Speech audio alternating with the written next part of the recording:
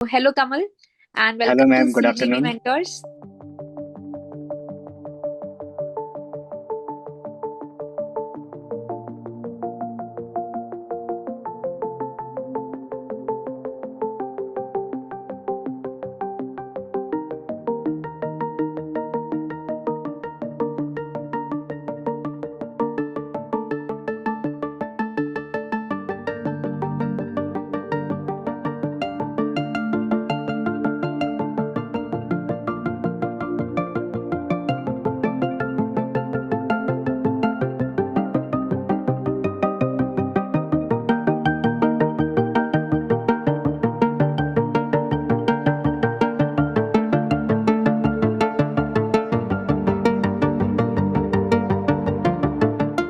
And many many congratulations आपके RBI grade B में selection के लिए। और आपकी चेहरे की स्माइल बता रही है कि आप बहुत ही ज्यादा खुश हैं। Thank you, ma'am. Thank you for your guidance and support. आप बताइए आपका एक्सपीरियंस कैसा रहा, कैसे आपकी जर्नी रही, पहले की आपका बैकग्राउंड क्या था और फिर आपने कैसे स्विच किया आरबीआई की तरफ। We would like to know it. Yes, sure, ma'am. Ma'am, I did my graduation in Electronics and Communication Engineering from NIT Kurukshetra, okay. and I passed out in 2017. Hmm. So, इसके बाद then I switched to preparation for CGL, SSC CGL, and other exams like UPSC. Okay. So then I came to know about RBI, that there is some examination called RBI in which you can clear it and then go. Okay. So I decided of giving it along with hmm. SSC CGL that I cleared also. Okay. फिर उसके बाद मैंने एक exam दिया 2018 में RBI के लिए, लेकिन hmm. That didn't go well. Hmm. फिर उसके बाद I switch back to completely UPSC. Hmm. UPSC कर रहा था, फिर मैंने actually I wrote to mains in 2022 and 2023।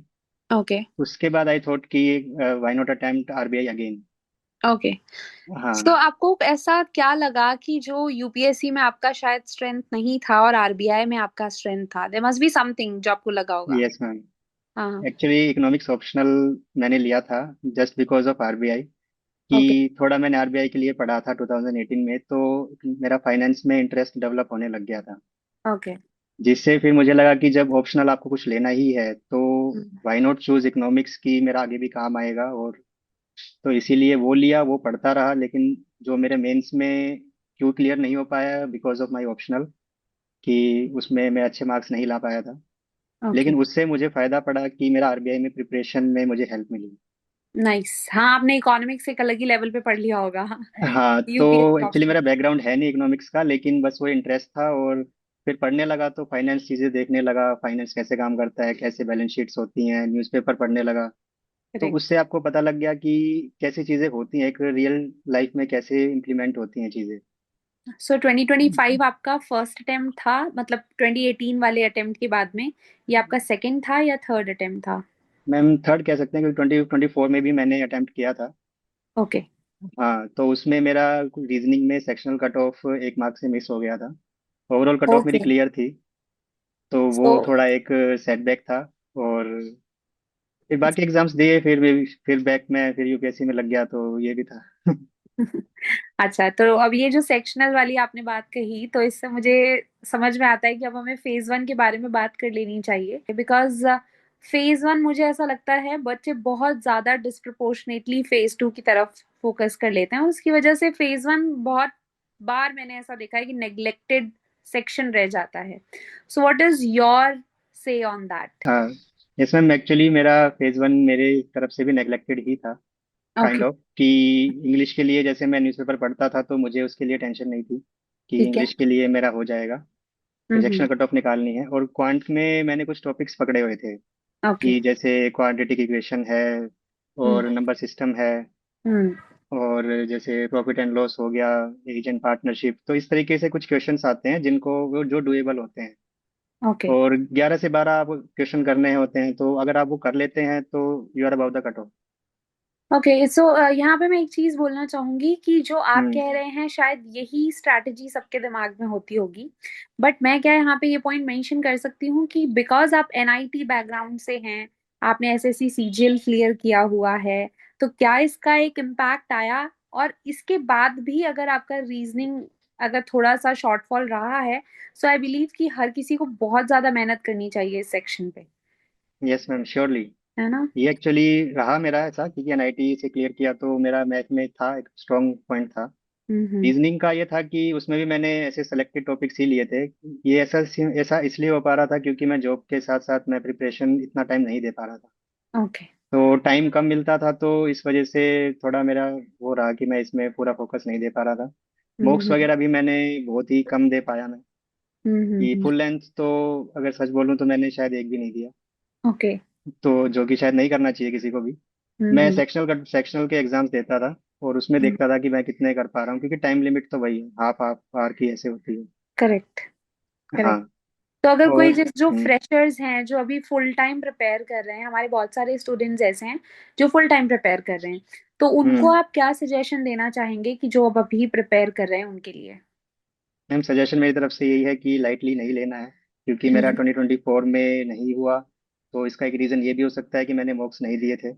Correct. उससे आप जैसे 2 घंटे 3 घंटे 2 घंटे बैठते हो वहाँ पे, तो हाँ आपका हाँ। एक माइंड थक जाता है करते करते क्वेश्चंस वगैरह। तो करेक्ट। वो ना हो, मेंटल फटीग ना आए, इसके लिए आपको पहले से ही प्रिपेयर रहना चाहिए। और ओके। मॉक्स मैं तो कहूँगा कि सारे आप अभी से शुरू कर दीजिए, जैसे जो 2026 में अभी देने वाले हैं। ओके। तो देते रहेंगे तो उससे आपका मेंटल बिल्डअप होगा कि आपने कैसे वहाँ पे अटेम्प्ट करना है, आपको नर्वस नहीं होना है। पूरा हम्म। आपको फोकस रखना है कि भाई इसके बाद ये करना है, इसके बाद ये करना है। ओके, थैंक यू कमल। कमल, अब आप जनरल अवेयरनेस के बारे में बताइए, उसके उस सेक्शन के लिए आपने कैसे तैयारी? मैम, जनरल अवेयरनेस के लिए फुल्ली मैंने ब्रह्मास्त्र जो सीरीज आपने चलाई थी हम्म उसमें पूरा सब मैंने प्रिंट्स निकाल लिए थे। हम्म। ये क्वेश्चंस है, और उनको बार बार मैंने रिवाइज करने की कोशिश की। खुद ओके। से भी नहीं कर पा रहा था, तो आपकी जैसे वीडियोस आती हैं, तो हम्म जैसे वीडियोस में आप जैसे याद करवाते हैं कि अच्छा इसका क्या है, इसका क्या है, तो हम्म उससे और मैं साथ में लेके बैठ जाता था जो प्रिंटेड मेरे पास होता था। तो हम्म। मैं जैसे आप बोल रहे हैं, तो मैं उसको साथ साथ उसमें हाईलाइट कर रहा हूँ कि मुझे कौन सी चीज़ याद नहीं आ रही है, या कौन सी ऐसी चीज़ है जो मेरी याद नहीं रहेगी, कि मैं करेक्ट। उसको बाद में रिगेन कर सकूं। तो तो ऐसे मैं साथ साथ पढ़ता रहा। बेसिकली पॉइंट यही है कि आप कोई भी एक चीज पकड़िए जिस पे आपको हम्म। ट्रस्ट हो, जिस पे आपको भरोसा हो, उसी को मल्टीपल रिवीजन आप दीजिए, यस मैम। है ना? बिकॉज हमेशा हम यही समझाते हैं कि भाई, मतलब we are not promoting our coaching institution, we are just saying that choose one source and just stick to it, hmm. That is the yes key to ma'am. Success, right, at the end of the day. Okay. So Kamal, अब disproportionate focus जिस पर आपने ज्यादा किया phase 2 पे, उसके बारे में भी बात कर लेते हैं। तो उसके बारे में क्या आपका स्ट्रैटेजी रहा? मैम, उसके लिए भी जब एग्ज़ाम दे दिया था प्री के लिए, तो हाँ हाँ। उसके बाद मैं फिर अपना जॉब में फुल टाइम लग गया था। हम्म। फिर मैं वेट कर रहा था कि रिजल्ट आएगा, जो कि नहीं करना चाहिए किसी को भी। हाँ हाँ। पहले से ही एक मान के चलना चाहिए कि मेरा हो रहा है और मुझे प्रिपेयर रहना चाहिए आगे के लिए। करेक्ट। जो कि फिर जब रिजल्ट आया, मैंने अपना नाम देखा, फिर मैंने देखा कि ओनली 20 to 25 डेज पेंडिंग है। हाँ हाँ। तो then I rely back on CGB mentors कि वो संभाल लेंगे। और फिर मैंने देखा कि इन्होंने डालना शुरू किया है कि कैसे लिखना है, क्या क्या चीज़ें हैं। और जो आपने शॉर्ट नोट्स प्रोवाइड किए थे मेंस के लिए, क्योंकि इसमें क्या होता क्या है कि आपको सिलेबस का हर एक पॉइंट पे आपके पास नोट्स होने चाहिए। कुछ हम्म। भी अगर सिलेबस में एक वर्ड लिखा है, तो उसके पास आपके सारे पॉजिटिव नेगेटिव्स ये सारे आपके पास होने चाहिए। और आपके पास एक इकट्ठा अगर है, तो आपको रिटेन करना और वहाँ पे एग्जाम टाइम में आपको उसको रिकॉल करना बहुत इजी हो जाता है। तो करेक्ट। मेरा यही पूरा रहा। और टाइपिंग भी स्पीड चाहिए होती है आपको, 4.5 घंटे वहाँ पे लिखना है एक दिन के अंदर, डेढ़ हम्म। डेढ़ डेढ़ करके ऐसे। तो हम्म। उसके लिए मैंने क्या किया, कीबोर्ड खरीद लिया। ठीक है। कीबोर्ड लेके मैंने लैपटॉप से कनेक्ट किया, और मैं कीबोर्ड से टाइप करके मैं नोट्स बनाता रहा। नाइस। तो 20 से 25 दिन मैंने ऐसे नोट्स बनाए। उससे मेरी क्या फायदा हुआ कि टाइपिंग स्पीड अच्छी हो गई। हम्म मेरे वो हाथ में जो पेन होता था वो पेन नहीं हुआ। और हम्म। नोट्स भी बन गए, जिनको मैं बार बार रिवाइज किया मैंने आखिरी के 5-6 दिनों में। और उनको करेक्ट। रिवाइज करके फिर वहां पे मेरे रिकॉल भी हुआ। और मैं 600 के 600 वर्ड्स लिखने हैं, तो पूरा मैंने वर्ड्स कंप्लीट किए, 400 वर्ड से 400 वर्ड्स कंप्लीट किए। पूरा पेपर मैं कंप्लीट करके आ पाया। तो आपने भी मैनेजमेंट के ही सारे क्वेश्चंस अटेम्प्ट किए? मैनेजमेंट के शायद मैंने दो, अब तो याद नहीं आ रहा ma'am actually. Okay. Non verbal communication था, वो मैंने अटेम्प्ट किया था। और ओके। फाइनेंस के कुछ थे वो मैंने किए थे। और थोड़ा यूपीएससी का मैंने मेंस लिखा हुआ था, तो मतलब आइडिया था। क्वेश्चंस कैसे भी थे तो मैं उनको लिख पा रहा था कि एक वो थोड़ा बैक ऑफ द माइंड रहता है कि चीजें आ जाती हैं। Okay. Okay, so phase two की हम्म। आपकी ये कलेक्टिव स्ट्रेटेजी थी, जो फेज वन का नॉलेज काम आया, प्लस आपके यूपीएससी ऑप्शनल का भी बैकग्राउंड, और प्लस यस आपके मैम। शॉर्ट नोट्स की टेक्निक कि भाई यस मेरे मैम। पास में कुछ कंटेंट है तो मैं अब इसको कैसे क्रिस्प हम्म। कर सकता हूँ, based on I think it might be based on your PYQ analysis कि आरबीआई किन टॉपिक्स पे ज्यादा फोकस कर रहे हैं, और हम लोगों ने हम्म। आपको शॉर्ट नोट्स प्रोवाइड भी किए थे उस टाइम पे, back in the day. Yes अब मैम। फिर इंटरव्यू के बारे में बात करते हैं। सो इंटरव्यू में जाके आपको डर लगा या फिर what was the reaction? Ma'am उससे पहले जैसे इंटरव्यू के लिए जब मेरा 12 फरवरी को था, हाँ तो हाँ। रिजल्ट कितना 20 को ऐसे कुछ आया था, 20 फरवरी को। तो बिल्कुल ही टाइम वैसा था कि, और मैंने पहले कभी इंटरव्यू दिया नहीं था ओके। ऐसे एग्जाम्स के लिए। तो फिर मैंने थोड़ा प्रिपेयर करना उससे शुरू किया, और फिर मॉक्स वगैरह पे मैंने फोकस किया। हम्म। सीजीबी मेंटोर्स का मैंने मॉक दिया था, तो वहाँ पे काफी कोर्डियल एनवायरनमेंट था। और वहाँ बैठ के लगा कि हाँ, एक interview is just a process. Hmm. तो उसके लिए ज्यादा कुछ करना नहीं होगा, बस आपको वहाँ पे जाना है, रिलैक्स होना है, जो वो पूछते हैं उनका जितना आपको पता है बता दो, जितना नहीं पता है तो you can say sorry. Okay. इससे आपका कॉन्फिडेंस भी रहेगा और ज्यादा कोई इशू भी नहीं आएगा। फिर ओके। मैं जब फाइनली, आपने जैसे पूछा इंटरव्यू के लिए, जब मैं वहाँ पे जा रहा था, तो मुझे वहाँ पे आधा घंटा कुछ वेट करना पड़ा था बाहर, क्योंकि मेरे से जो पहले बंदा गया हुआ था वो, उसको काफी टाइम लग गया था। ओके। बट उस ड्यूरेशन में मैं नर्वस नहीं हुआ, यही रहा कि कोई नहीं, it's just a process and I am going for it.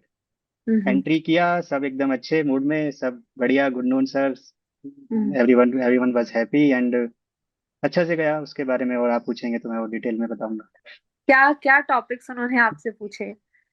Ma'am starting में तो यही था कि आरबीआई के बारे में आप क्या क्या जानते हैं। इट वाज जस्ट ए कि ओपन एंडेड क्वेश्चन था, हम्म। जिसके लिए वैसे मैं प्रिपेयर नहीं था कि ओपन एंडेड पूछेंगे तो मुझे एग्जैक्टली क्या क्या बोलना है। क्योंकि इंटरव्यू में क्या होता है कि आप डिसाइड कर सकते हो कि, एक तरीके से डिसाइड कर सकते हो कि आपको डायरेक्शन, किस डायरेक्शन में आपको इंटरव्यू को ले जाना करेक्ट। है। करेक्ट। हाँ, तो उसकी मैंने कोशिश तो की, लेकिन फिर वो पता नहीं कैसे डिजिटल पेमेंट्स में घुस गए। फिर उन्होंने मुझसे पूछा कि आप कैश यूज करते हो क्या। हम्म। तो मैंने बोल दिया कि सर मैं totally rely on digital payments because I am living in an urban city, Delhi. Hmm. और कैश में I arrange from my friends. Hmm. तो उसके बाद उनको लगा कि हमारा करेंसी मैनेजमेंट का काम है, आप कैश ही यूज नहीं करते। तो हाँ, करेक्ट। हाँ, फिर बोले कि आप कैश यूज नहीं कर रहे और यहाँ तो कैश का सर्कुलेशन बढ़ रहा है। हाँ हाँ हाँ। तो वो ऐसे डीप में चले जाते हैं, तो वो फिर जाते गए कि और क्या क्या डिजिटल पेमेंट्स में होती हैं चीज़ें। और इसके लिए मैंने इतना डीप में नहीं प्रिपेयर किया था। तो हम्म। जहाँ पे मुझे लगा कि मुझे रुक जाना चाहिए कि sir I am sorry, I okay. Don't know about it, तो ऐसे करके वो पूरा चला। Okay. Basically I feel like कि इंटरव्यू के लिए जो आपके जो फाइनेंशियल न्यूज़ चल रहा है, उसका हम्म। अगर आप रेगुलर बेसिस पे अगर अपडेट रखें तो वो I guess it can be helpful, right? Yes ma'am. है ना, sometimes it can be helpful anyway. इसी के लिए मैंने तो नोट्स बनाए थे सारे कि क्या क्या चल रहा है, तो वन नोट पे मैं बनाता हूँ नोट्स। तो करेक्ट। आई वुड सजेस्ट कि अगर आप ऑनलाइन बनाए तो उसमें आप एडिशन डिलीशन सब कर सकते हैं। हाँ तो हाँ दैट हाँ। वुड बी वेरी, मतलब very very useful for you. मुझे भी यही लगता है, वी ऑलवेज सजेस्ट स्टूडेंट्स कि भाई ऑफलाइन, हाँ आई नो कि काफी लोग पेन एंड पेपर पे कंफर्टेबल होते हैं नोट्स बनाने के लिए, yes ma'am. But online notes बनाना बहुत कन्वीनियंट होता है। आप कुछ सर्च कर सकते हैं, कुछ डिलीट कर सकते हैं, और हमेशा उनको अपडेट कर सकते हैं, उनको शॉर्ट शॉर्ट जितना आपको शॉर्ट बनाना है आप बना सकते हैं, हम्म। right? So Kamal, one thing I can say about you कि you stay calm, composed, and you have a smiley face. मतलब smiling face, you already have that. तो मुझे यस ऐसा मैम। लगता है कि शायद ये की बॉक्सेस आपके चेक हो गए इंटरव्यू में, and apart from obviously top पे नॉलेज आता है। सो बिकॉज उनके क्वेश्चंस तो हमेशा से ही वैसे होंगे, बट एनीवे, तो आपको क्या लगता है कि आपके इंटरव्यू में आपकी एक ऐसी खास बात क्या थी जिससे आपका इंटरव्यू अच्छा गया? मैम मैं बोलूँगा कि मेरा कॉन्फिडेंस अच्छा था। ओके। उन्होंने जो भी क्वेश्चंस पूछे, अगर मुझे नहीं पता था तो हम्म। देन मैंने सीधा बोला कि sir I don't know about it, I will read on it further. तो ओके। उसके बाद उन्होंने स्विच किया कि ठीक है और दूसरा क्वेश्चन पूछते हैं। हम्म। और फिर पूरा आपका बस वही रहता है कि आपको अगर नहीं आता है तो आप नर्वस ना शो करें। अगर आप करेक्ट। नर्वस हो रहे हैं तो फिर आप इधर उधर देखते हैं, फिर वो आई आई कांटेक्ट नहीं होता है। तो करेक्ट। मैंने पूरा आई कांटेक्ट बनाने की कोशिश की, और देर वर 7 panel members okay. And they were sitting like very, काफी बड़ा, ऐसे दूर तक पूरा मुझे ऐसे करना पड़ रहा था। हाँ लेकिन हाँ। मैंने डिसाइड किया कि मैं सबको ही देखूंगा। उन्होंने पूछा है, उनकी तरफ एक दो सेकंड या 2-3 सेकंड देख के फिर आपको सबको एड्रेस करना है, ताकि ओके। हर कोई आपको लगे कि yes everybody is listening to you and this enhances your confidence. तो that thing, correct. Yeah, yes ma'am.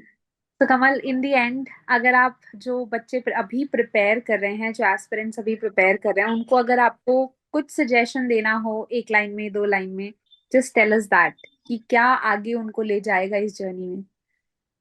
Ma'am suggestion के लिए तो मैं यही बोलूंगा कि जितना हो सके मॉक्स देने हैं। मैंने नहीं दिए तो मुझे भी लगता था कि डर भी लग रहा था कि मैंने नहीं दिए हैं मॉक्स, लेकिन करेक्ट। मॉक्स देने हैं और वो मतलब उसको नहीं छोड़ सकते हैं। ओके। मॉक्स दोगे तो उससे आपका कॉन्फिडेंस आएगा, और एग्जाम में सिर्फ कॉन्फिडेंस मैटर करता है, क्योंकि क्वेश्चंस आपके पढ़े हुए नहीं आएंगे। करेक्ट। पढ़े हुए कुछ आ जाएंगे, लेकिन वहां पे अगर आपका कॉन्फिडेंस है तो आप उस चीज को कर ले जाओगे, क्योंकि ऑप्शंस हैं, आंसर आपके सामने है। आप अगर नर्वस हो गए तो आपको आते हुए भी आप गलत करोगे। तो एक ये पॉइंट है। और आप नोट्स बनाइए, जितना आपके पास नोट्स होंगे उतना आप अच्छा रिकॉल करोगे, उतना रिकॉल करोगे उतना आपको 600 वर्ड्स में और 400 वर्ड्स में आपको लिखने में इजी रहेगा। Okay. Yes ma'am. Okay Kamal, so thank you so much for talking with us. Thank you and ma'am. आपको आपकी आगे की लाइफ के लिए all the very best, and आपके थैंक यू काम मैम। के लिए आरबीआई में all the very best. Thank you ma'am, आपका सपोर्ट और आपकी वीडियोस खूब देखी मैंने। आपने जो सर्कुलर्स वगैरह का जो कंसेप्ट आप समझाते थे, मैंने पूरा उस पर रिलाई किया कि थैंक यू अब सो एक मच। अंडरस्टैंडिंग जरूरी है, तो वो आपने करेक्ट। खूब दी। और very very thank you ma'am. और to CGV mentors team and Ashok sir, to everyone, thank you ma'am. Thank you, thank you Kamal. Thank you.